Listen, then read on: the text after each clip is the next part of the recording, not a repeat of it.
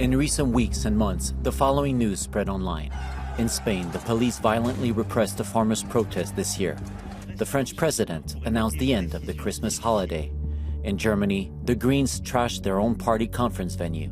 Across the EU, toilet paper will be banned for environmental reasons. And in Slovakia, the main opposition party to Prime Minister Robert Fico is behind his assassination attempt. The problem is, all this information is false. It's disinformation. Disinformation is like a poison to the soul that is changing what humans are, and it makes us less and less capable of holding such complex and free system as a liberal democracy. Disinformation, fake news, and conspiracy theories are rampant in Slovakia, especially during elections. It's very cheap to influence big masses, especially now in society where a lot of people consume information from various social media platforms. The dangerous part about spreading of disinformation is that it does not spread only information, but especially emotions. I'm here to meet those at the front line of the resistance against disinformation and understand the implications for the rest of the continent as Europeans head to the polls.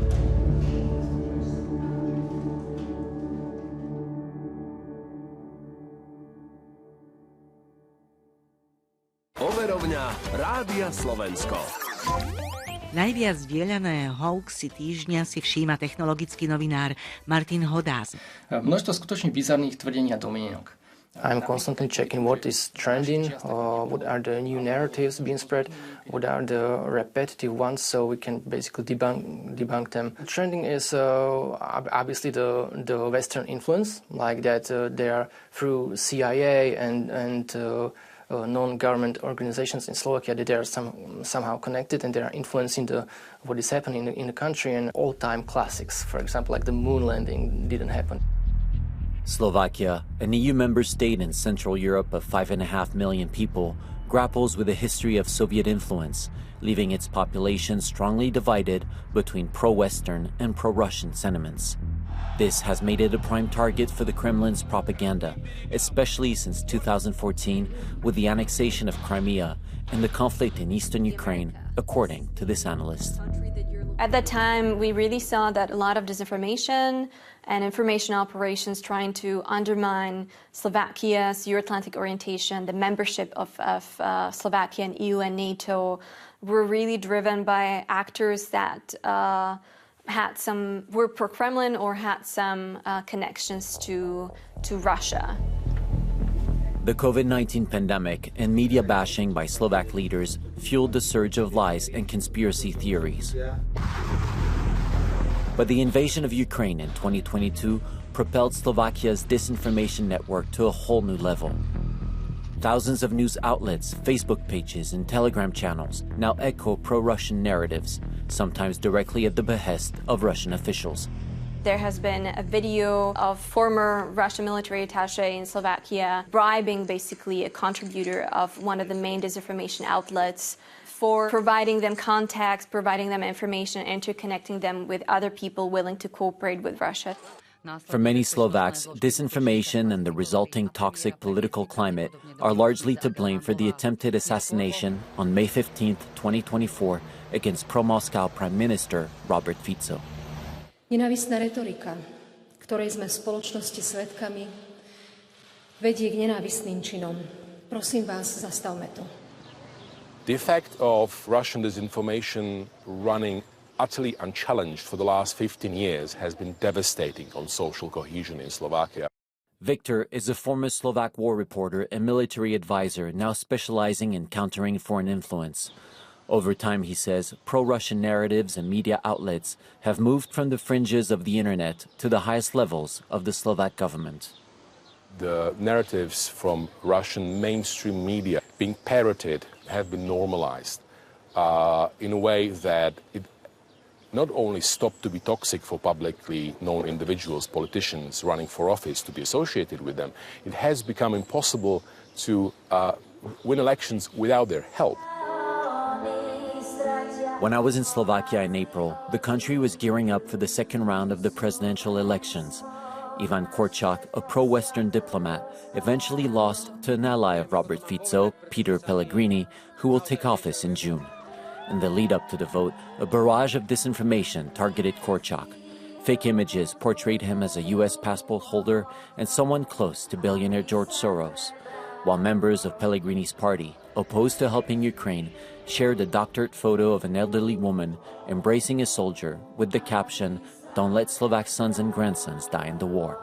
Ironically, the original picture was taken in Ukraine.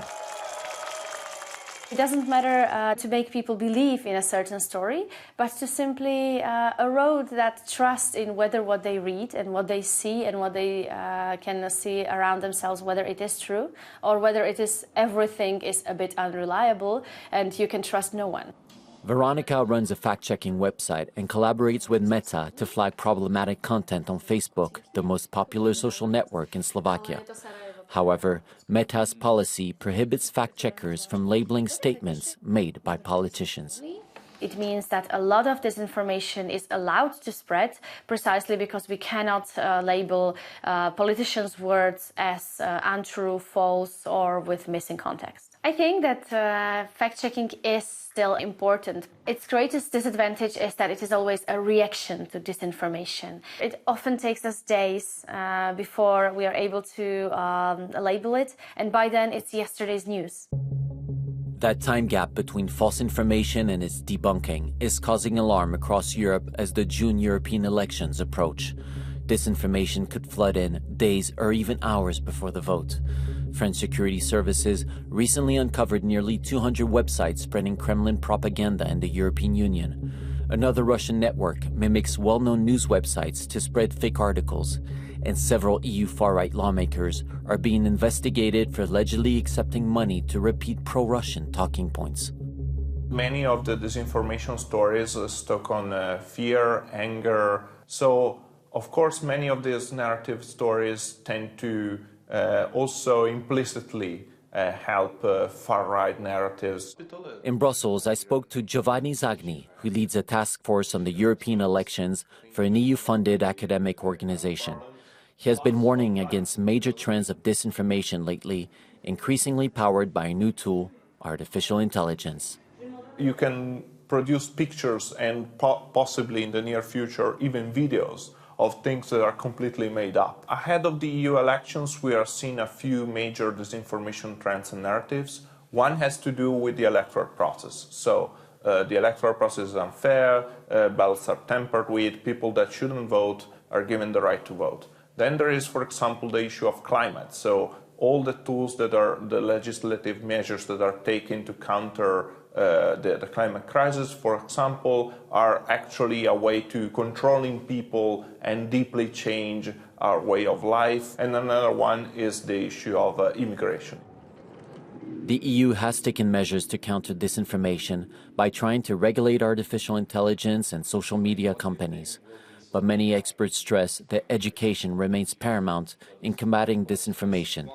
In Bratislava, Thomas is among those dedicated to this mission. We can do something about the polarization in society by creating this culture where we do really care about how we communicate with each other. There are many cases when young people are actually, for instance, radicalized through online platforms, even like the Chinese platform TikTok, which provides them with content that in the end turns them into people who are actually far more, I would say, far-right or misogynist. Education should be the bedrock of how we are engaging with this problem as a society. I do believe that everyone benefits from courses like these because it gives you better preparation and adaptation for the reality of the current world. In April, Robert Fico and his far-right culture minister, a well-known conspiracy theorist, intensified their efforts to control information by pushing a law undermining the independence of the state broadcaster, despite widespread opposition to the reform. While both refused to be interviewed for this report, they will likely have to continue answering to the people of Slovakia, as well as to those fighting against the idea, induced by disinformation, that truth no longer exists. One of the biggest challenges is making people believe that what I'm saying is true, and the other part is making sure that they don't think I'm part of the conspiracy.